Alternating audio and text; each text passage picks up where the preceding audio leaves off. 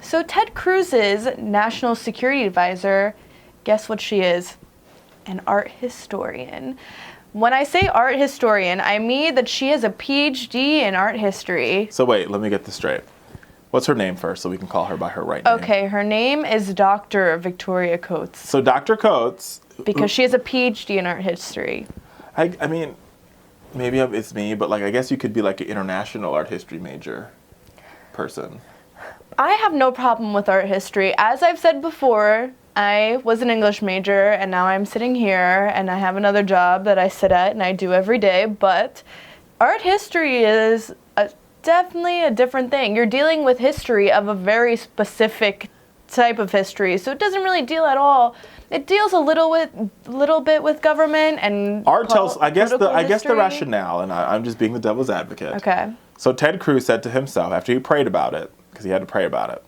He's evangelical.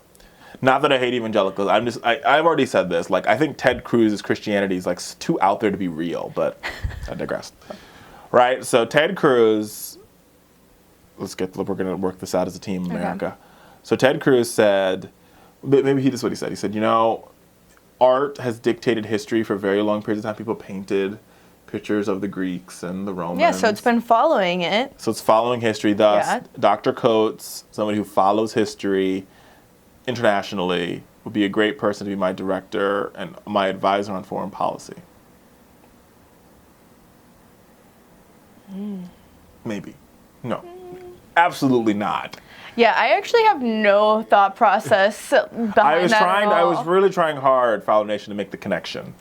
It doesn't really make 100% sense to me. I'm just confused how Dr. Coates was like, okay, I know what I'm going to do. I am going to run for this specific position, and I'm going to get it, and I'm just going to do it. Well, she didn't run for it. She was appointed, so he made her his head of foreign policy. Yeah, but I feel like you still have to be a part of that circle to become someone that's doing that. All right, case in point, America.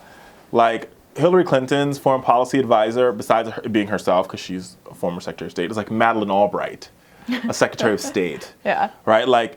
George Bush's foreign policy advisor was Condoleezza Rice, who was Superwoman. Yes.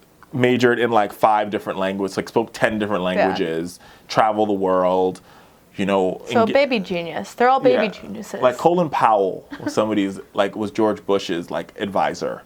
He was a former Joint Chiefs of Staff. He was a White House fellow.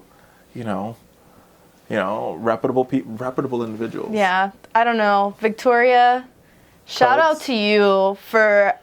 I'm proud of you. Honey, you are working it, girl, because you are the foreign policy advisor for a top-tier presidential campaign, and you have no foreign policy experience. That is a feat. And if you did, it wasn't in your education at school, which is important. Bravo, boo. Bravo.